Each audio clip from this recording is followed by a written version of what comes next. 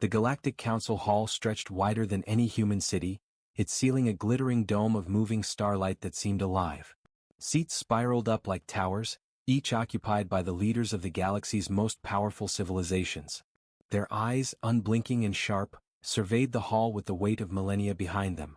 The humans, few in number and small in stature compared to the massive aliens around them, sat at the lowest level. Their row of seats barely rose above the polished floor, almost as if the council intended to keep them invisible. The humans were the newest members of the interstellar community, and that alone made the council suspicious. Murmurs rippled across the hall as alien delegates leaned toward each other, their voices a mix of clicks, hums, and languages that vibrated in ways humans could only hear as deep, threatening tones. Humans, a tall, insectoid figure with translucent wings, spoke first. Its voice clicked and hissed through the hall's amplifiers. "You claim to have advanced technology, yet you breach every protocol of the Stellar Accord. Explain yourselves." The human ambassador, a woman named Commander Celine Voss, rose slowly. Her posture was calm, even regal, despite the towering creatures staring down at her. "We are explorers," she said in perfect galactic common. "We follow our own code, yes. But our actions were necessary to survive and to protect life, not to conquer or destroy." A ripple of laughter spread through the council. The tallest alien, a giant with 4 arms and eyes like molten gold, leaned forward. "Protect life? You plundered the Ifrin colonies. You captured systems without permission. You are little more than thieves, children playing with powers far beyond your understanding." Celine's eyes narrowed. "Children? Perhaps. But even children can surprise the galaxy. And we do not play, we adapt, we endure, and we win when necessary." The council erupted in chatter. No one expected a human to speak with such confidence. Most assumed humans would beg, cower, or plead for mercy. Yet here she stood, unbroken. The room darkened suddenly. Holograms flickered to life above the council chamber, projecting star maps, ships, and planetary systems. Humans had stolen technology from a derelict alien vessel only weeks ago and reverse-engineered it to travel farther than any species believed possible. The projection displayed a human fleet, sleek, nimble, and deadly, moving through a war-torn sector. An alien delegate with scales like polished jade hissed in disbelief. "These humans? That fleet could annihilate our mining operations in a single day." "How?" Celine's voice was calm but firm. "Because we think differently. You see the universe as grids, hierarchies, and chains of command. We see possibilities. We adapt. Every obstacle is a new opportunity to survive, and to triumph." A council member, a gas-like entity floating in a crystal sphere, shifted its form in amusement. "Do you think confidence alone will sway us? You are but a fledgling race. We have seen hundreds like you rise and fall." Celine's hands clenched at her sides. "Then let us see if you have seen humans rise, or if you have only observed us crouch." The chamber fell silent. Her words carried an unspoken threat that the council had never heard from any species before. Some of the older aliens leaned back, exchanging cautious glances. Whispers circulated. Humans might be small, weak in physical presence, but there was a fire in their minds that no one could underestimate. Then a sudden explosion rocked the chamber. Security alarms flared as viewscreens displayed intruding ships cutting across the outer perimeter of human colonies. "Pirates? Raiders? Or worse?" the council murmured in panic. Celine's face remained steady. "Those are the consequences of underestimating humans," she said. Her finger touched a small console, sending commands that activated hidden defenses across human worlds. Energy shields flared, warning sirens rang across planets, and fleets of human ships rose from the shadows, sleek and precise, intercepting the intruders before they could strike. The council watched in stunned silence. The humans moved with speed, coordination, and strategy unlike anything they had imagined. Alien warships, some considered invincible, faltered against the humans' clever formations and advanced tactics. One elder alien, with eyes like storm clouds, finally spoke. "Perhaps we have misjudged you." Celine met their gaze without hesitation. "You have not seen the half of it. Humanity survives where others fail, thinks where others are blind, and fights when others flee. This is only the beginning." The hall fell silent again, but the whispers now carried respect and fear. Humans, small and underestimated, had reminded the galaxy that appearances could be deceiving. The stars themselves seemed to pause, as if remembering a force they had ignored for too long. And somewhere deep in the void, a new awareness stirred among the humans themselves. They were no longer the fledglings of the galaxy. They were the hidden power, patient and brilliant, ready to reclaim their place among the stars, and to make the galaxy remember the name of humanity. The Varnock system burned. Not from the light of its dying sun, but from the calculated fury of human tactics. Fleets of alien raiders had assumed the humans would crumble, that their colonies, spread thin and lightly defended, would be easy prey. They were wrong. Commander Celine Voss watched from the bridge of the flagship Aurora, her eyes scanning the holographic projection of the battlefield. Her crew moved with silent precision, each action choreographed, yet flexible. Human ships, though fewer, danced between the enemy lines like shadows. Missiles streaked past, only to vanish in sudden electromagnetic pulses that crippled alien targeting systems. Alien commanders barked orders in confusion as their formations collapsed under unseen forces. "Commander," said Lieutenant Aaron Jove, his voice tense, "the Grelth vanguard has overextended. If we hit their supply convoys, we can cut their retreat." Celine nodded, lips tight. "Do it. But don't underestimate them. They will adapt. They always do." Below, on the surface of Varnock Prime, explosions tore through the barren cities. Alien dropships had assumed humans would flee to orbit, leaving colonies defenseless. Instead, they found resistance in every street. Mechs and drones surged from hidden bunkers, ambushing troops that thought they faced an empty world. Humanity's adaptability became immediately clear. When cornered, they became predators. In orbit, a massive alien dreadnought opened fire, its cannons targeting Aurora directly. The human flagship's shields flared, absorbing the energy, but Celine did not panic. "Deploy the phalanx," she ordered. Moments later, sleek interceptor squads emerged, weaving through laser storms to strike at the dreadnought's weak points. The massive ship shuddered, sparks raining across its hull. From the bridge of the alien ship, Commander Grakthol roared in disbelief. "These humans? How do they fight like this?" "They are not like any species we have faced," hissed the subordinate, its voice trembling. "Their strategy, it is chaotic yet perfect. It is as if they see the battlefield differently, as if the rules do not bind them." On Varnock Prime, the humans' tactics mirrored the space battle. Civilians and soldiers alike moved with uncanny coordination, creating traps, decoys, and ambushes that tore through alien squads. Children as young as 10 guided drone squads remotely, while engineers modified weapons on the fly, turning industrial machines into lethal tools of war. The invaders had expected easy conquest. Instead, they faced intelligence, cunning, and ferocity combined in a way they had never witnessed. Back in orbit, Aurora's bridge erupted in cheers as Grakthol's dreadnought shuddered, its core breached. "It is over," said Celine quietly, watching the alien ship break apart. "But only for now. The galaxy will notice this, and it will not like what it sees." The surviving alien forces retreated, leaving behind a smoldering Varnock. Yet the victory was bittersweet.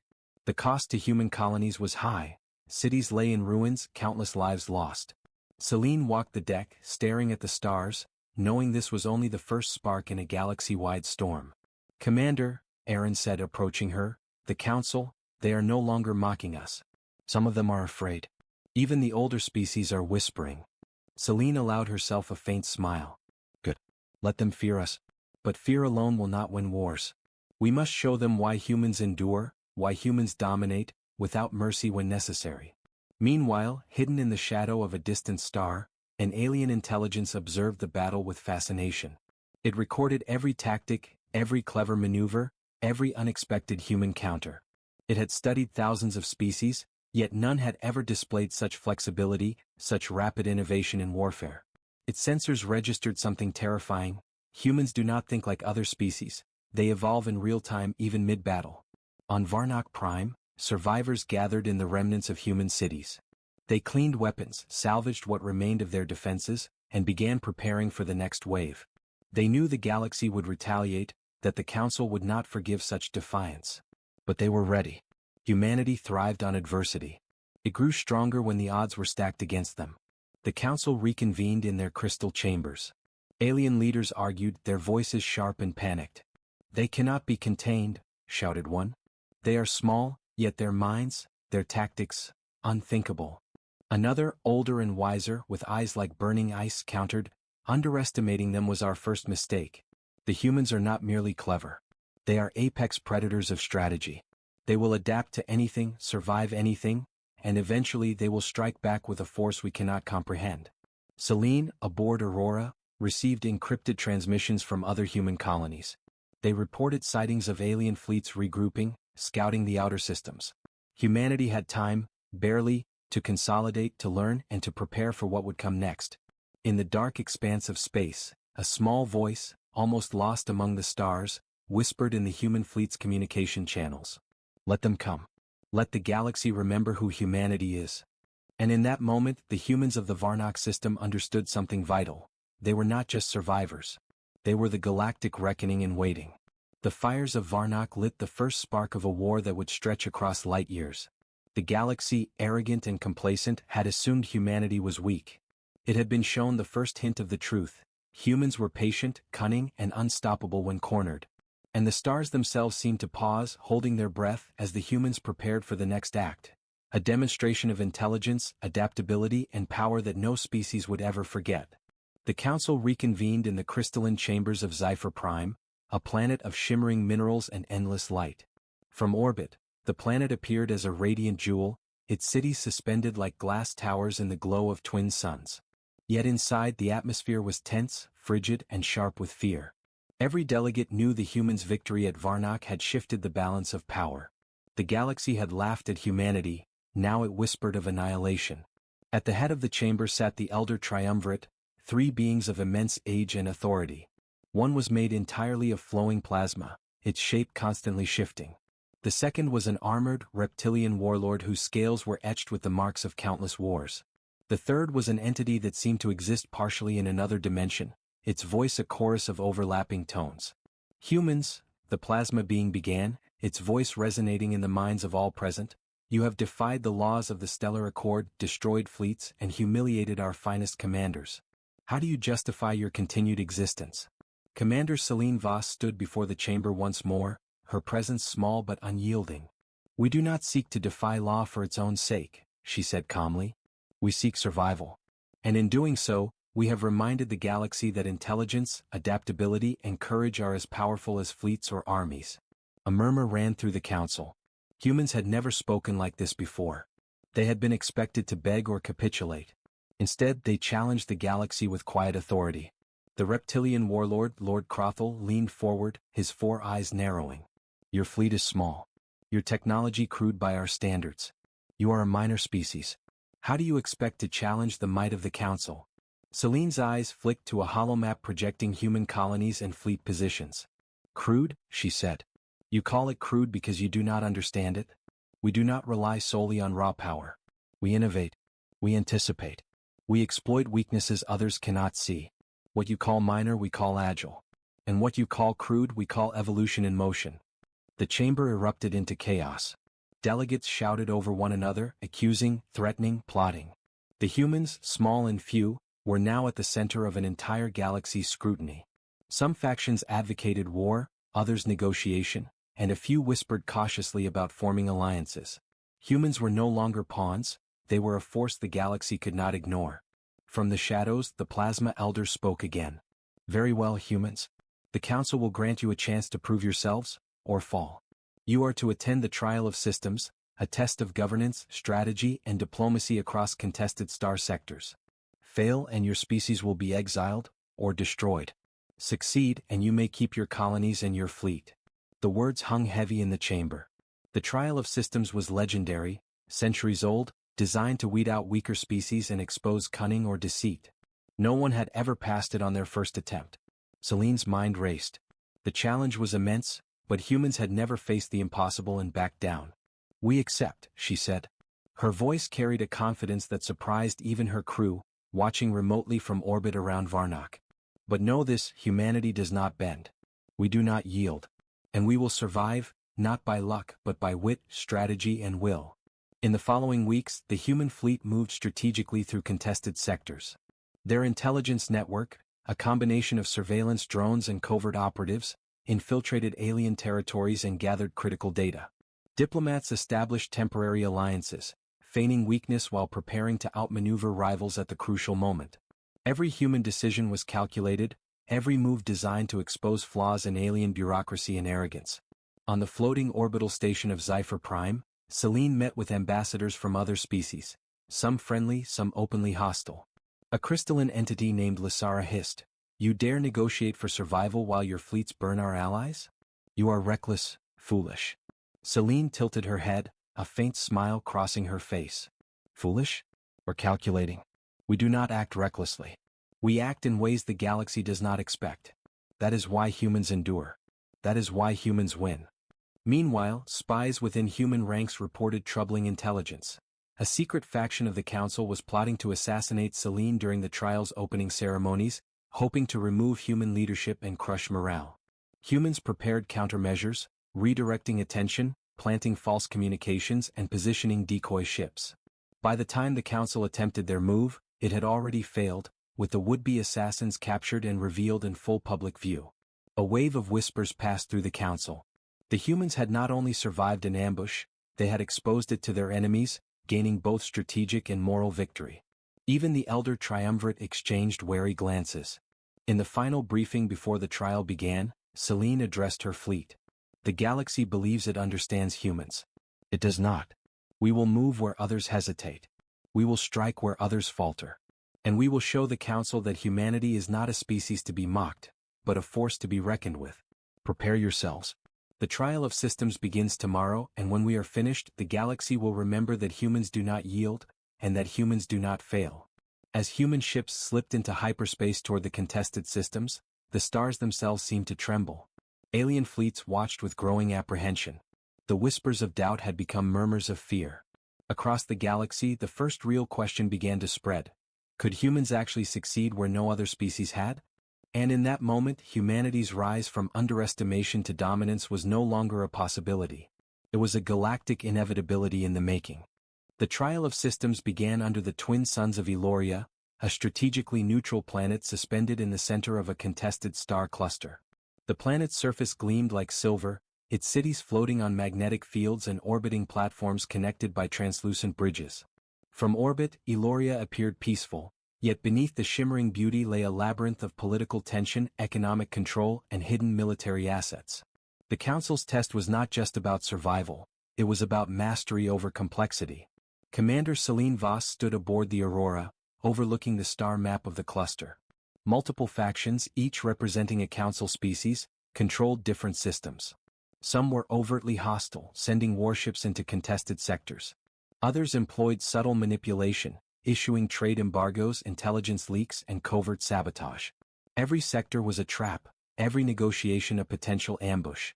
"Commander," Lieutenant Aaron Jove said, pointing at the holomap, "the Drakari fleet is attempting to blockade the Terran system. They believe they can starve the human colony into submission." Celine's eyes narrowed. "Then we do what humans do best. We adapt."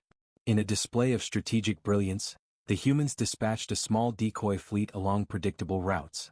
The Drakari fleet, confident and arrogant, pursued. Meanwhile, stealth ships navigated through the ion storm surrounding the system, bypassing blockades and delivering essential supplies to the human colony. Within hours, the Drakari realized their mistake. They had been lured into a trap. Human ships emerged from the storm, striking their supply lines and retreating before the enemy could react. Casualties were minimal for the humans, but the message was clear: never underestimate human cunning. Across Eloria, political maneuvering unfolded simultaneously. Human diplomats, fluent in alien languages and etiquette, met with factions secretly. They offered trade concessions, intelligence exchanges, and even humanitarian aid. But every proposal contained subtle leverage, information carefully calibrated to destabilize opponents without open conflict. A single misstep from an alien faction could result in collapse, and humans orchestrated the chaos like composers directing a symphony.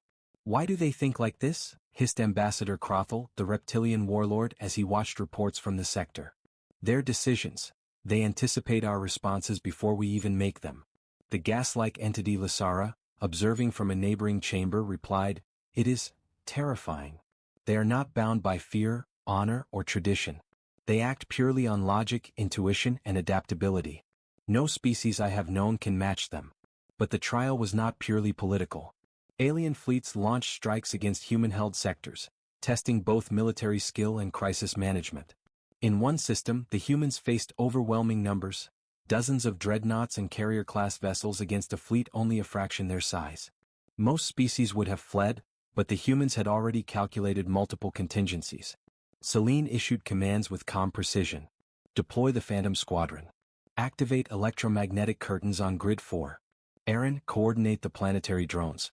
We will channel them into the flank while the main fleet feints left. The human ships moved with deadly efficiency, appearing in unexpected positions, striking from angles the aliens had never considered. Dreadnoughts were disabled before they could fire, carriers jammed mid-deployment, and alien commanders struggled to adapt. One by one, enemy ships either retreated or surrendered, astonished by the humans' ingenuity. On the ground, human engineers had converted orbital debris into defensive fortifications, launching anti-orbital missiles that turned enemy dropships into flaming wrecks. Colonists, children, and soldiers alike participated, guided by AI systems and real-time tactical updates. Every action reinforced the humans' message. Unity, intelligence, and adaptability were their true weapons. Weeks passed. The Council monitored every human move. Reports of small, clever strikes, sudden diplomatic victories, and unexpected alliances flooded their chambers. The humans were not only surviving, they were rewriting the rules. Finally, a clandestine message arrived from one of the Council factions, secretly admiring human strategy. We underestimated them. They are not just survivors. They are architects of war, diplomacy, and survival combined. If this continues, they will not only pass the trial, they will dominate the galaxy. Celine received the message quietly, a faint smile on her lips. She addressed her fleet. They believe the trial is a test of strength. They are wrong. Strength without strategy is meaningless. Adaptability without courage is wasted. We will combine all, and the galaxy will remember this moment, the moment humanity stood among the stars, unbroken and unconquered. As human ships slipped through the final contested sectors, alliances shifted like sand. Alien commanders who had mocked the humans now whispered warnings to one another. Systems once considered secure were lost to humans, not through brute force alone, but through anticipation, innovation, and cunning diplomacy. At the conclusion of the trial, the Elder Triumvirate convened. Plasma, reptilian, and dimensional entities exchanged long glances. The records were clear. Humans had succeeded in every aspect: military, political, and logistical. No species had ever approached such efficiency, foresight, and coordination in a trial designed to crush them. Perhaps, they are more than a fledgling species, the Plasma Elder admitted quietly, its usual confidence shaken. Perhaps humanity is a force beyond our comprehension. Celine, standing firm, replied in measured tones, "We are human. We adapt. We endure. And we will not be underestimated again." Across the galaxy, systems whispered. Fleets, diplomats, and observers alike felt a shift, a ripple of awareness. The humans had proven themselves in ways that no species had imagined. The trial of systems had not broken them, it had cemented humanity's rise. And somewhere, in the shadows beyond known space, an intelligence watched, recording, calculating, and reconsidering. Humanity had not only survived, they had reshaped the game entirely. The galaxy was no longer certain it understood humans. And that uncertainty would become their greatest weapon. The galaxy had begun to tremble. Across star clusters and contested systems, fleets moved with silent urgency. Alien civilizations, once confident in their supremacy, now whispered of humans as a threat unlike any other. The trial of systems had ended, but victory only marked the beginning. Humanity had proven it could survive, and now the galaxy wanted to crush it before it could dominate. Commander Celine Voss stood on the bridge of Aurora, staring at a holographic projection of the galaxy. Red markers flickered across key systems, sectors under alien attack or blockade. Multiple species had formed an alliance, an unprecedented coalition intended to overwhelm humanity before it could consolidate power. The numbers were staggering. Thousands of warships, hundreds of dreadnoughts, tens of thousands of fighters. Humans had fewer than a quarter of that, yet they were undaunted. "Commander," Lieutenant Aaron Jove said, voice tense, "the Krelvath fleet has mobilized along the Cerulean Rift. They plan to hit 3 human colonies simultaneously. Our intelligence predicts their window of attack will leave minimal reaction time." Celine's gaze sharpened. "Then we act first. We'll make them think they've cornered us, then we will dictate the battlefield. Prepare the Mirage Protocol." The Mirage Protocol was humanity's most audacious strategy yet, a combination of decoy fleets, hyperspace misdirection, and stealth deployments that turned numbers into irrelevance. While alien commanders believed they were coordinating a decisive strike, human ships had already bypassed the front lines, striking at weak points deep within enemy supply networks. Starports exploded, energy lines collapsed, and enemy fleets found themselves trapped in ambushes they hadn't even seen coming. On Varnock Prime, human engineers adapted quickly to shifting battlefields. Orbital cannons repositioned themselves in minutes, defensive drones formed dynamic grids, and civilian ships were converted into auxiliary combat vessels overnight. Every human resource became a weapon. Every corner of the colonies contributed to the war effort. Across the galaxy, alien observers were baffled. How can a species so small, with so few ships, fight with such coordination and effectiveness? Hissed Ambassador Lasara. They are everywhere at once, yet nowhere predictable. Even more alarming was human adaptability. When alien fleets attempted new tactics, electronic warfare, kinetic bombardments, concentrated drone swarms, humans adjusted almost instantly. Countermeasures were deployed mid-battle. Interceptors ambushed drones from angles no one expected. Strategic retreats drew the enemy into traps, turning overconfidence into catastrophe. In one decisive engagement over the Cerulean Rift, the largest alien dreadnoughts faced human squadrons that seemed impossibly small. Yet as the battle unfolded, each human vessel struck at weak points the aliens had never noticed. Warp drives overloaded, shield generators failed, and dreadnoughts were immobilized before their massive cannons could fire. On the bridge of Aurora, Celine's calm voice cut through the tension. Phase 2. Activate the flare network. Target energy cores, not hulls. Let them feel the power of precision, not brute force. The results were stunning. Alien commanders stared at their holomaps as dreadnoughts, massive enough to destroy entire colonies, were disabled with surgical precision. Supply lines shattered, morale crumbled, and allied fleets began retreating in disorder. Yet the humans did not gloat. They consolidated, repaired, and prepared. Each victory was a lesson, each loss a calculation for the next engagement. Humanity's genius lay not in singular moments of brilliance but in constant adaptation under pressure. Meanwhile, Celine received encrypted communications from Council factions unwilling to engage openly in war but secretly fearful of humanity's rise. Offers of alliances, intelligence, and trade came, each framed to save face but undeniably acknowledging human dominance. Celine studied each message carefully, her mind weaving webs of influence. Every interaction was a battlefield. Every alliance a tactical move.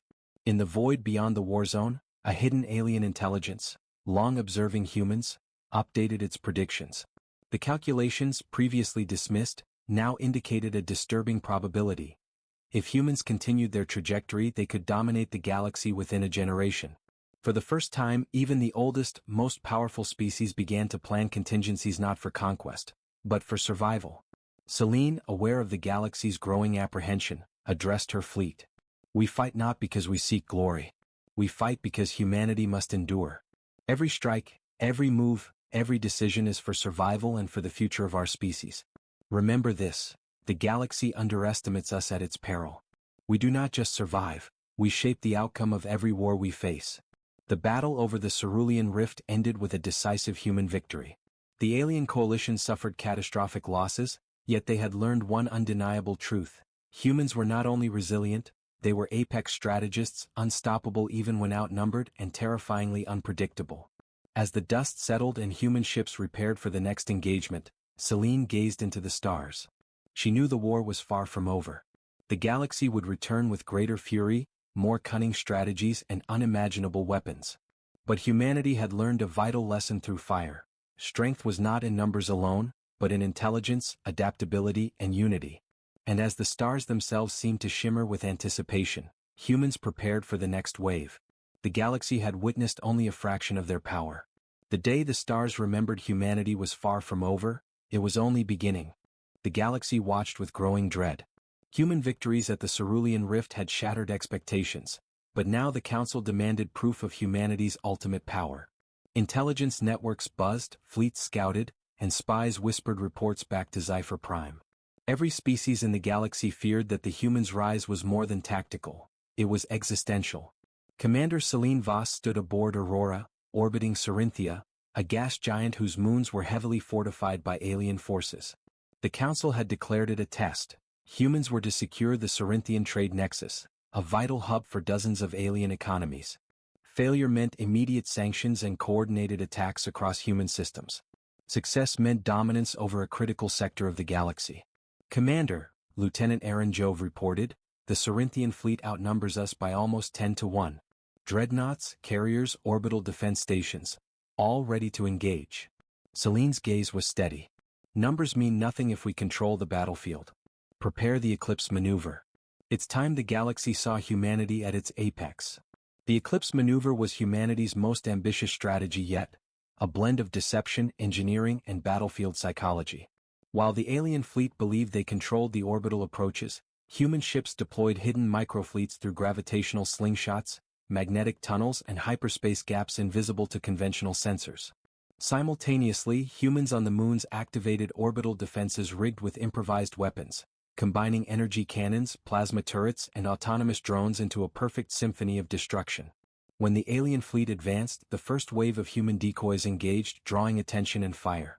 But as the aliens concentrated on these decoys, Aurora and the main fleet struck from unexpected vectors.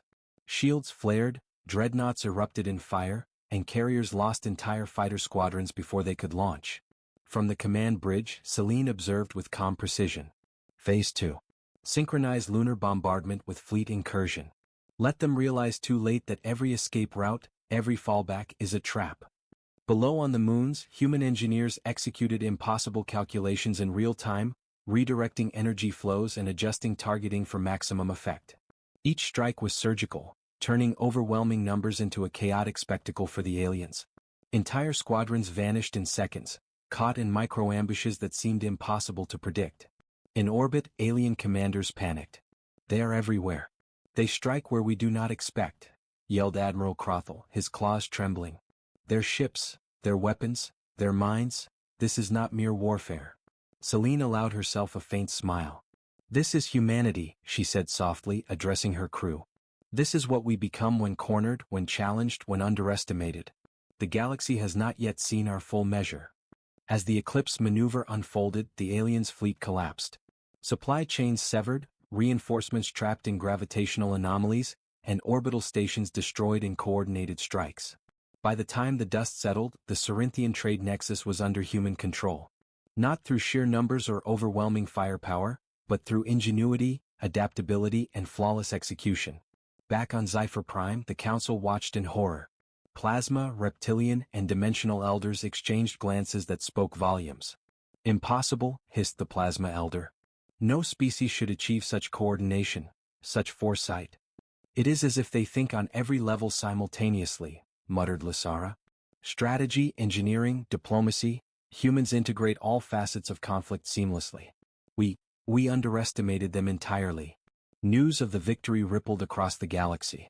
Systems previously allied with alien coalitions began defecting to humanity, swayed by proof of superior strategy and survival instinct. Entire sectors quietly prepared to join the human cause rather than face annihilation. Humanity was no longer merely surviving, it was reshaping galactic politics and military doctrine in its image. Celine convened her officers. "We've proven our strength," she said. "But this is not arrogance. Every move, every victory is a message. The galaxy may try to suppress us, but humanity will endure, outthink, and outlast all who oppose us. We are more than a species. We are the apex of adaptability and will." Even as celebrations echoed in human colonies, Celine knew the ultimate challenge awaited, confronting the Council itself. The galaxy's oldest powers, humiliated and fearful, would not yield easily. Humanity had displayed its apex capability, but survival now demanded foresight, unity, and the courage to face the full weight of galactic judgment. From the shadows beyond known space, a long-dormant intelligence stirred. It had monitored every human move, every tactic, every innovation. Its sensors recorded anomalies, adaptation beyond any predictive algorithm, ingenuity beyond any ancient war doctrine. Slowly, it recognized a terrifying truth: humans did not merely survive, they rewrote the rules of the galaxy itself. Celine's eyes swept across the stars, each a potential battlefield, each a future opportunity. "The galaxy thinks it understands us," she murmured. "It does not. It will learn, the hard way." And across light years of space, systems held their breath. Humanity had risen from underestimation to apex supremacy, but the climax of the struggle, the reckoning with the Council itself, was yet to come.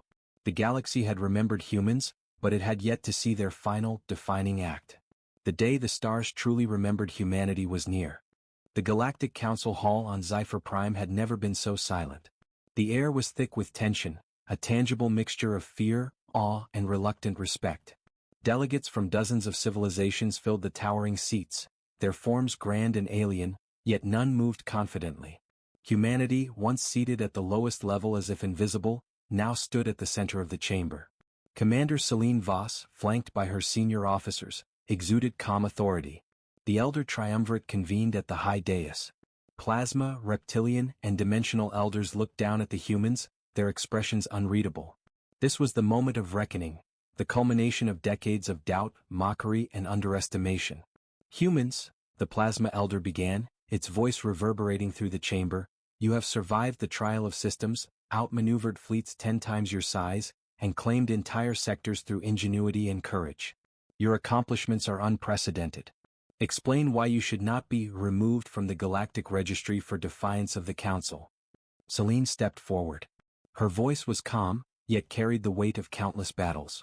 We do not seek defiance for its own sake.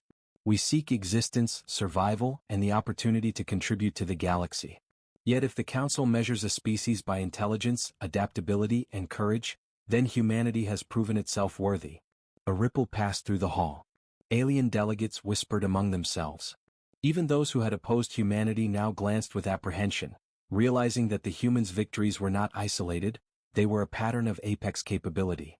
Lord Crothel, the reptilian warlord, slammed his clawed hand on the desk. Your fleets, your strategies, your cunning, they defy all expectation.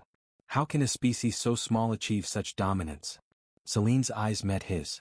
Because the galaxy underestimates us. That is humanity's advantage. But today you see the truth. We survive where others fail. We adapt where others cannot. And we act where others hesitate. From the shadows of the chamber, emissaries from allied systems, humans and alien factions who had seen the rise of humanity firsthand, stepped forward. They displayed hollow recordings of battles, diplomatic triumphs, and resourceful engineering feats. The evidence was overwhelming. Humanity had rewritten the rules of engagement, politics, and survival across the galaxy. The dimensional elder, voice layered in echoes, spoke finally, it appears, we miscalculated. Humanity is not merely a fledgling species. You are apex strategists, innovators, and survivors. You possess a combination of intellect, courage, and adaptability unlike anything we have encountered. Celine nodded, her expression resolute. We are human. And humans endure. We do not yield to fear nor to hubris. The galaxy now has a choice. Recognize our place among the stars, or face the consequences of underestimating us further. A tense silence followed. Then, slowly, applause began, not from the humans but from factions who had once doubted them. Planets, colonies, and fleets aligned with humanity cheered, their recognition spreading across the galaxy. Alien species who had once mocked humans now bowed in acknowledgement of their prowess. The Plasma Elder finally spoke again, softer this time. Let it be known, humanity has survived every test, every trial, and every assault with brilliance and resilience. They are no longer underestimated. The galaxy remembers humanity. A wave of emotion swept across the humans in the chamber. For centuries they had been considered weak, primitive, and inconsequential. Today the galaxy acknowledged the truth. Humans were a force to be reckoned with, a species capable of unmatched ingenuity and survival. Celine addressed the council, her voice steady yet inspiring. Let the stars themselves remember that humanity is not only here to survive, but to thrive. We will cooperate where we see justice, defend where we see oppression, and fight when survival demands it. But always we will endure. And in endurance we find supremacy. Outside the chamber, fleets across star systems erupted in coordinated celebrations. Human colonies broadcasted the message. The galaxy had recognized their strength, ingenuity, and spirit. Planets illuminated in symbolic lights, civilians cheered in streets, and engineers recalibrated starports to honor the moment. Even alien allies sent transmissions of respect and allegiance. Yet the story did not end with celebration alone. Humanity had demonstrated a principle larger than war or politics: the power of intelligence, adaptability, and resilience over sheer might. Species that had once considered themselves superior now re-evaluated their assumptions. while humans quietly prepared for the future, knowing that vigilance and ingenuity were eternal demands of survival. Celine looked at the stars through the chamber's transparent ceiling. Each galaxy, each system, each distant sun seemed to acknowledge the rise of a species once underestimated. The humans had endured trials, outwitted enemies, and proven their apex capabilities. The day the stars remembered humanity had arrived, not as a warning but as a revelation of supremacy. And somewhere beyond the known galaxy, in the silent reaches of interstellar space, long-forgotten intelligences stirred, sensing the rise of a species that had redefined power, strategy, and survival. Humanity was no longer small, weak, or invisible. Humanity was the apex. The galaxy would never forget. The stars themselves seemed to shimmer in acknowledgement, a cosmic salute to the species that had risen against every expectation. The day the stars remembered humanity was not just a day, it was an era, a turning point, a declaration. Humans endure. Humans adapt. Humans triumph. And the galaxy, vast and ancient, would never underestimate them again.